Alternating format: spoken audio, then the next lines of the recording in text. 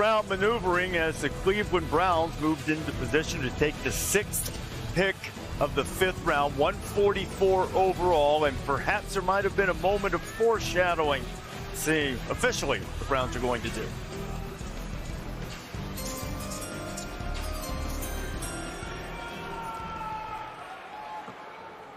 The Seattle Seahawks have traded the 144th pick to the Cleveland Browns.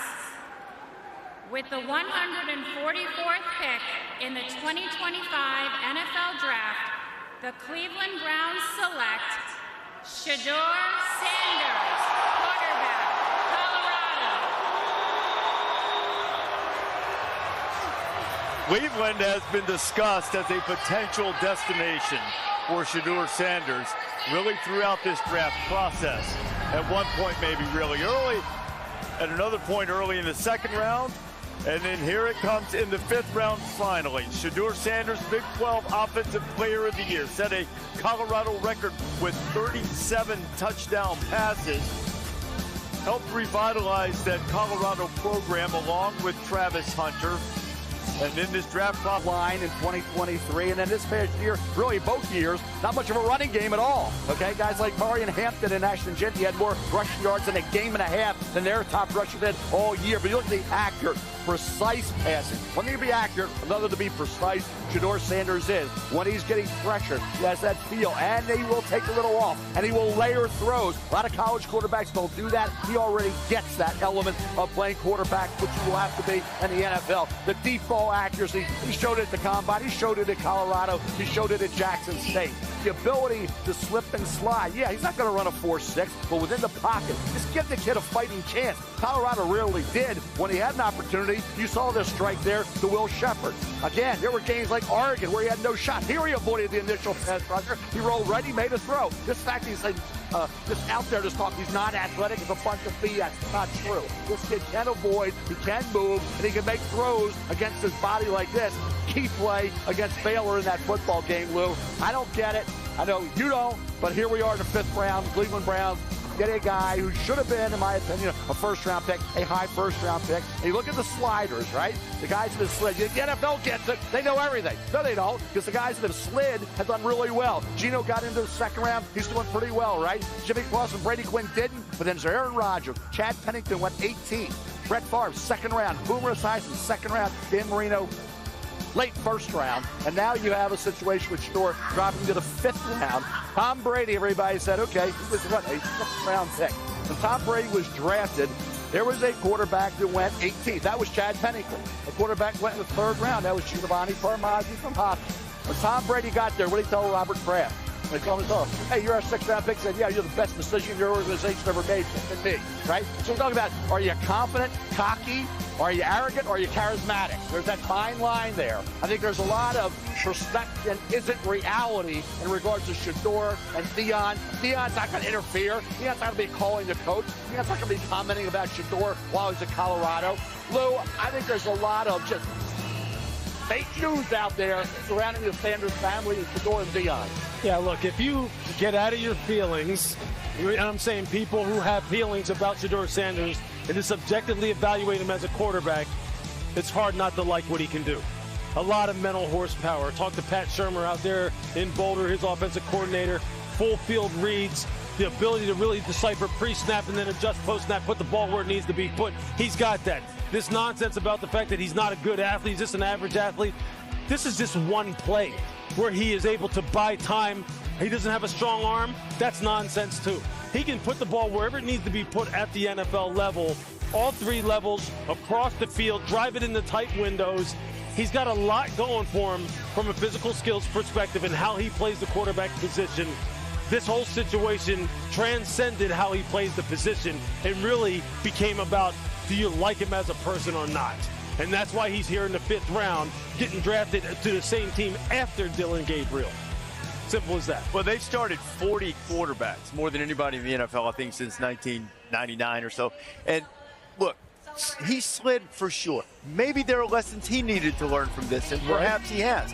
But now we say this every year. It matters more about what you do after your pick than it does where you're picked. So now the opportunity is for Shedeur Sanders to win the job. He can win the job. Absolutely. Now, there are other places he could have gone this late when he was sliding, and maybe he could not have. That might not have been the right position for him. But I think there are lessons to be learned on both sides. I mean, clearly something happened that made NFL teams not want to do it. So now, what can he take from that? He can take his opportunity now, become a starter early in his career, which is probably closer to something that they had envisioned all along. They just didn't envision having to wait until the 5th round for it to start. Absolutely, but when I was asked pre-draft, hey, what's the best fit for Shedeur Sanders, I said the Cleveland Browns. Now, I thought it was going to be a pick 2, Sure. or is it trade back into round 1? But he is an ideal fit for Kevin Stefanski's offense. They have some weapons in the passing game with Jerry Jeudy. They added Harold Fannin to go with David Njoku. They've drafted a couple running backs. He can live in that play-action offense. That's what he did best at Colorado. What were his accuracy and toughness? That translates anywhere. So the slide is a little bit ridiculous. I'm with you guys. I don't know exactly what caused it, but this is a good situation for him. Take a minute, be upset that you fell in the draft, but I think now you attack this opportunity and prove everyone wrong. And now as we flip it onto the other side of this equation with the Cleveland Browns, and what were they motivated to do at this pick? 144th overall after previously drafting Dylan Gabriel at the end of the 3rd. Let's look at the opportunity cost right now for Cleveland. The 144th pick in the draft last year with Austin Booker from the Bears. He signed a 4-year, $4.4 million contract. As far as a quarterback is concerned, that's nothing in the NFL. So for them, they have an opportunity to try and develop a player who they were out there in Boulder. Lewis and I were there. They were taking an up-close and personal look at Shedeur Sanders, did plenty of homework on him. I don't think anybody would sit here and tell you the tape for Shedeur Sanders was anything close to a round 5 player. Good enough traits to work with. You have an opportunity for him to compete. And while I would say right now Joe Flacco is the most likely Week 1 starter for the Cleveland Browns, it is not like Joe Flacco's standing should be considered cemented for the entirety of the season. It's open season right now in Cleveland, Lewis. And you know what? And look, Andrew Berry, the general manager, he may be playing chess while everyone else is playing checkers. Because I'll tell you what, look at the quarterbacks that he has on this roster now. Between Joe Flacco, starting ability. Kenny Pickett has started in 1 game. Dylan Gabriel, there's people who would like Dylan Gabriel's skill set, myself included. Shedeur Sanders, you got 4 guys that maybe have starting caliber quarterbacks in the NFL. You think there aren't going to be some teams who need some quarterbacks? One of the best times to pick a quarterback, Andy Reid used to tell us this all the time in Philadelphia. The best time to pick a quarterback is when you don't need one. Yeah. They are stockpiled right now. Andrew Berry's going to be sitting back this summer as teams are scrambling around because every quarterback situation always ebbs and flows. And people are going to be going, hey, Andrew, and he's going to be going, talk to me. What do you need? I got 4 of them. Oh, that's right. And you know what? They will sort themselves out. Shedeur Sanders right now, just go to work. Just keep your mouth shut, go to work.